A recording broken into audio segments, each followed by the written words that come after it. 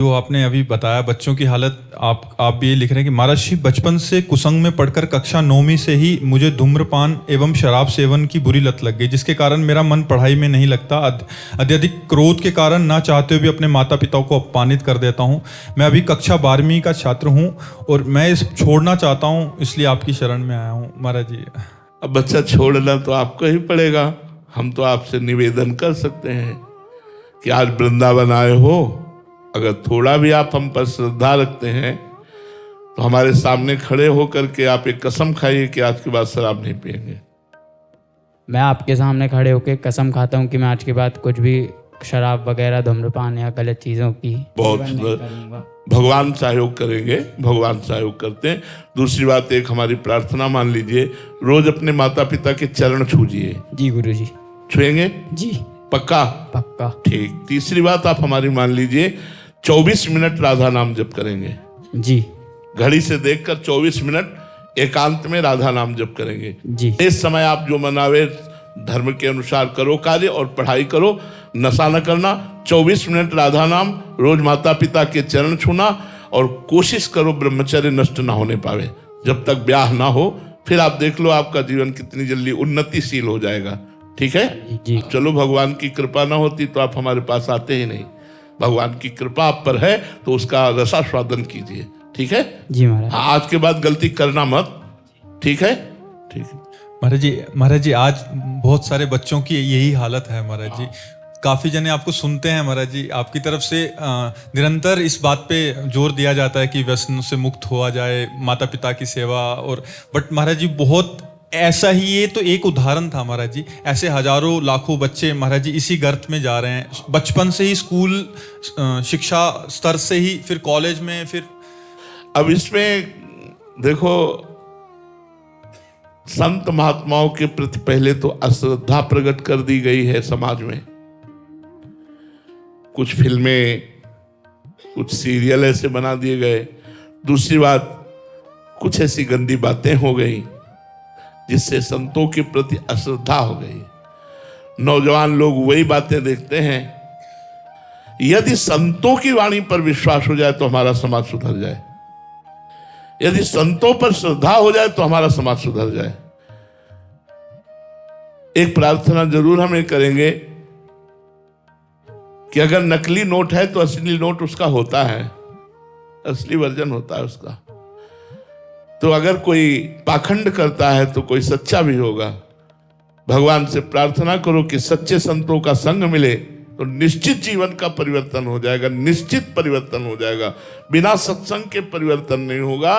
अपने पास तो ऐसे ऐसे मरीज आए हैं कि उन्होंने कहा कि मैंने शराब नशा ये छोड़ने के लिए कई बार नशा मुक्ति केंद्र में हम भर्ती हुए, लेकिन फिर भी नहीं छोड़ पाए।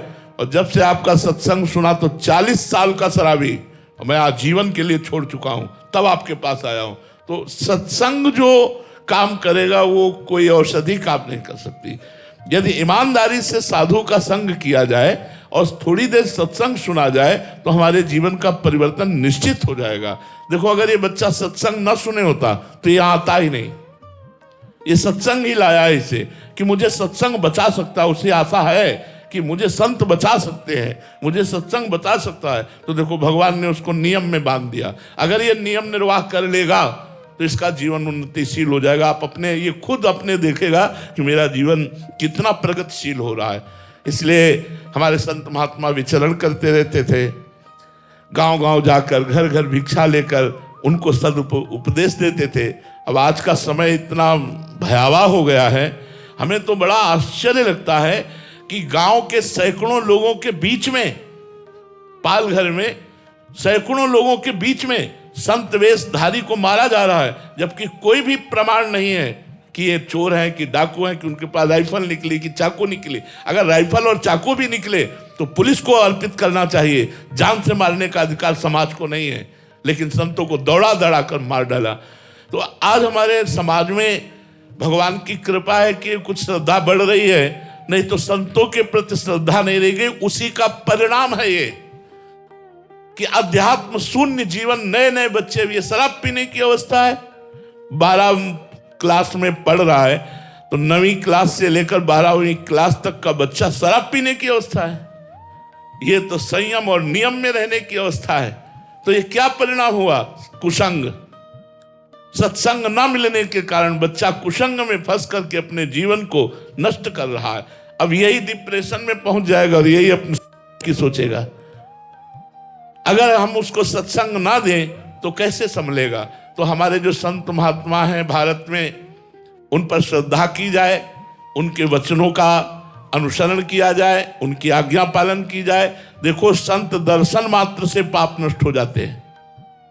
कहीं संतों का चरण धोवन मिल जाए, कहीं अपने घर में संतों का चरण धोवन करके, छिड़क करके, आरती पूजा करके उनको भोजन पवा दिया जाए। अरे यही सब मंगलकारी, गृहस्थों के मंगलकारी बच्चों पर प्रभाव डालते हैं।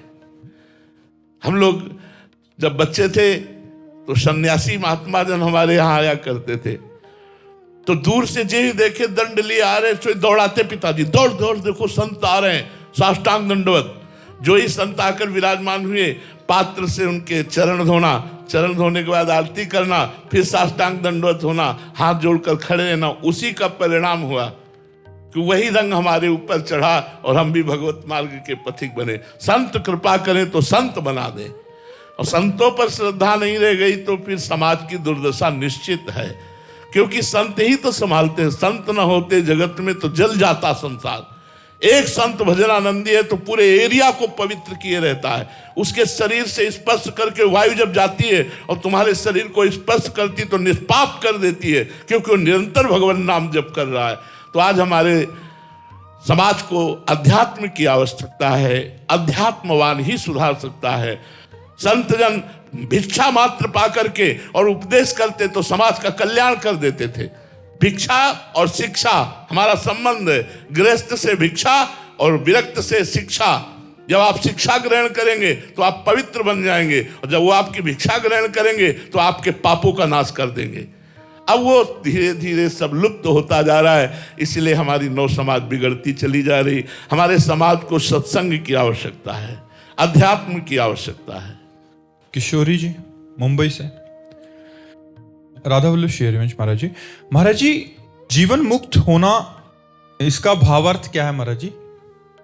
शरीर से राग न रह जाना, अंतःकरण से राग न रह जाना, स्वभाव से राग न रह जाना।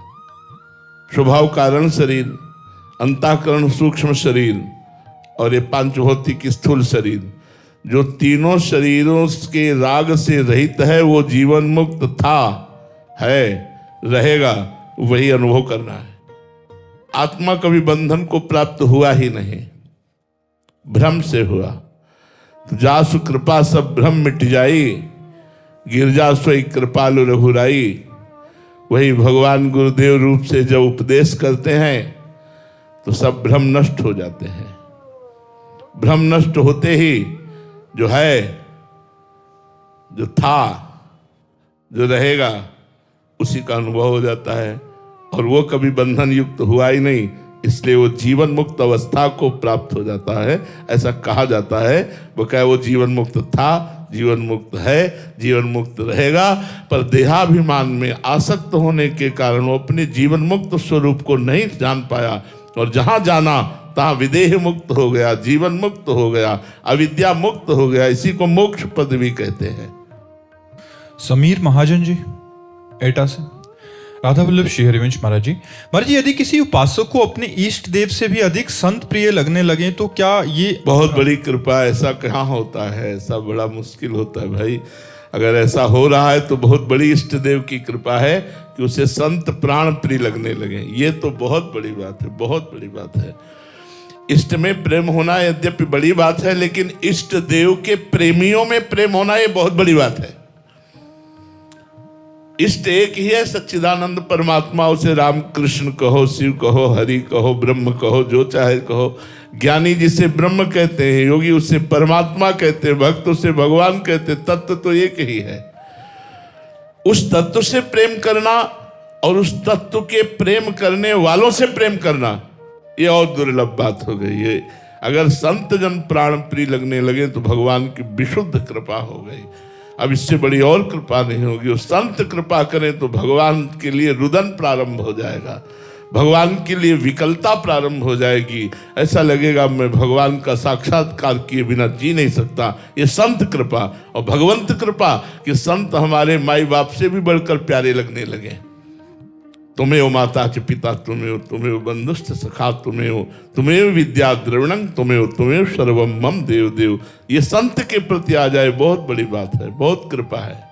अंजना जी गाजियाबाद से, राधे राधे महाराज जी। महाराज जी, क्या गुरु द्वारा शरणागति मिल जाने से शरणागति पुष्ट होती है या फिर दीक्षा के बाद गुरु वचनों पर चलने के बाद उनकी? हाँ, केवल कंठी और तिलक लगा लेने से शरणागति पुष्ट नहीं होती, गुरु के वचनों पर आजीवन चलने से वो शरणागति पुष्ट होती है। अगर हम गुरु बना लिया और उनके जो उपदेश किए उस पर ना चले तो अपराध ही बनेगा, मन और मलिन होगा, हमारी दुर्गति हो जाएगी, हमारी सदगति नहीं होगी। पर यदि हमने गुरुदेव का वरण किया और उनकी आज्ञा का पालन करने का उन्हीं के बल से प्रयास कर रहे हैं तो निश्चित हम सफल हो जाएंगे, अध्यात्म की उन्नति में हम पहुंच जाएंगे, अर्थात निरंतर भगवत स्मरण परायण हो जाएंगे। ये गुरु कृपा आज्ञावर्ती पर ही उतरती है। गुरु कृपा जो है, शिष्य तो लाखों होते हैं पर लाभ कोई बिरला ही ले पाता है।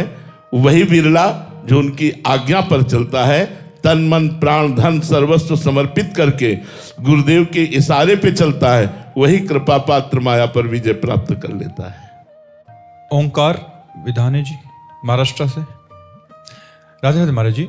महाराज जी, आपकी वाणी से सुना था कि हमें किसी बात पे राजी नहीं होना, पर ये मन थोड़ा भजन हो गया, सत्संग सुन लिया या कोई सांसारिक कार्य पूर्ण हो गया तो इसमें ही राजी हो जाता है। ऐसा लगता है कि हमारी साधना अच्छी हो रही है, फिर धीरे धीरे संसार में राजी होने लगता है। कैसे हम जब तक प्रीतम ना मिले इस बात? नियम नियम नियम नेम के बिना प्रेम नहीं होता। हमें नेम लेना होगा, इतना पाठ करना है, इतना जप करना है, इतनी देर ठाकुर सेवा करनी है, इतनी देर समाज सेवा करनी है। सबका फल निरंतर सुमिरन, निरंतर भगवत स्मृति, इसमें नियम काम करता है। नियम पूर्ण होने पर तृप्ति का अनुभव नहीं होना चाहिए, असंतोष होना चाहिए। अभी और मान लो 8 घंटा हम भजन करने लगे तो अभी 24 घंटा बकाया है, उसमें तो 8 ही घंटा हुए। इसलिए हमें 24 घंटा का लक्ष्य रखना है। हम जब बच्चा थे तो हमारे गुरुदेव भगवान ने 2 बजे उठाना प्रारंभ किया था, रात्रि के 2 बजे। 13 वर्ष कक्षा 9 पढ़ करके गुरु जी की शरण में पहुंच गए थे। बड़े कृपालु और भजनानंदी संत थे। 2 बजे रात्रि, ए बच्चा उठ। 2 बज गए, देखो किसान लोग बैल और हल लेकर जोतने जा रहे हैं, तो उठो बैठो, माला लो, खड़े हो जाओ, टहलो। फिर उन्होंने कहा कि जीवन भर का एक नियम ले लो कि 1 मिनट कभी भगवान का विस्मरण नहीं होगा। बस वो नए हृदय में बात बैठ गई। तो आज तक संतोष नहीं है साधना में, आज तक ये तृप्ति नहीं हुई कि बस बहुत हो गया। रोज हृदय व्याकुल रहता है कि जैसा भजन होना चाहिए उस तरह का भजन नहीं होता, जैसी रहनी होनी चाहिए वैसी हमारी रहनी नहीं है। हे भगवान, कब ऐसी कृपा करोगे कि हमारे अंदर साधुता आवे, हमारे अंदर आपके लिए रोना आवे, तड़पना आवे, निरंतर भजन आवे। साधु का पूरा जीवन व्यतीत हो जाता है लेकिन वो कभी अपने में देख ही नहीं पाता कि मेरे में भजन है।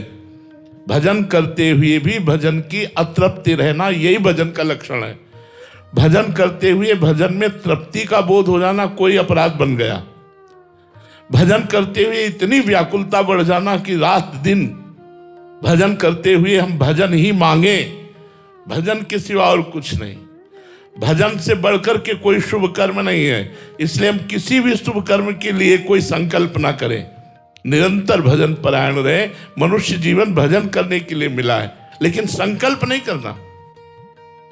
संकल्प केवल भजन का करना है, तब हमारी ये जो छोटी छोटी बातों में तृप्ति हो जाती है। जब हमारा बड़ा संकल्प होगा तो जैसे ऐसे अगर आपका लक्ष्य बन जाए निरंतर भजन, तो घंटा 2 घंटा भजन आपको जलाएगा। यार ये क्या, अभी कोई भजन हो रहा है, 24 घंटे भजन। सोवत हूँ रसना रटे राधा कृष्ण सुनाम। ऐसी तन्मयता भजन में हो कि शयन में पड़े और मंत्र चल रहा है। अगर कोई अच्छा उपासक जो भजन करता है वो हमारी बात को समझ रहा होगा कि वो शयन में लेटा भी है तो भी मंत्र चल रहा है, उठ के बैठ गया बिना प्रयास के मंत्र चल रहा है। रात दिन भजन में जो लगे रहे उनका लक्ष्य जब ये बन जाता है भजन, तब फिर तृप्ति नहीं होती, फिर अतृप्ति बढ़ती जाती है। वही अतृप्ति विरह बन जाती है, वही विरह भगवत साक्षात्कार का कारण बन जाता है।